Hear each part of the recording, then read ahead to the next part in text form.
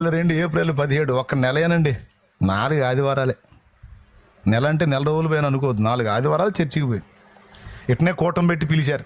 Baptism పొందేవాళ్ళు ఎవరు, పాపాలు గడిగేసుకునే వాళ్ళు ఎవరు, రండి, యేసు రక్తము నీ కోసం చిందించబడింది, ఎల్ల మానవుల పాప ప్రక్షాళన కొరకు, ఇదిగో యేసయ్య ప్రాణం పెట్టి తిరిగి లేచాడు, నిజమైన దేవుడు ఆయన నమ్మితే రా, నీ జన్మ కర్మ పాపాలు కడిగేసుకో, పరిశుద్ధపరచబడు, పరిశుద్ధాత్మను పొందుకో, ఇక ఆయన కొరకు సాక్షిగా బ్రతుకు, రాకడకు సిద్ధపడు, యేసయ్య రెండో రాకడలో వస్తున్నాడని వచ్చేసింది వాయిస్, దేవుని స్వరం. ఇప్పుడు చెడిపోయిన బతుకు వద్దనుకున్నాం, బతికే 4 రోజులు మంచిగా బతకాలి, 10 మందికి ఆదర్శంగా బతకాలి అనుకున్నాం. ఎటుగూడి మంచిగా బతకాలనుకున్నప్పుడు ఇంకా పాపాలను ఎత్తినందుకు? కడిగేసుకుంటే పోయిద్దిగా. అయ్యాం పుణ్యాలా కాపాడుకోవటానికి? పాపాలేగా. అర్థమైపోయింది. నేను పాపినని అర్థం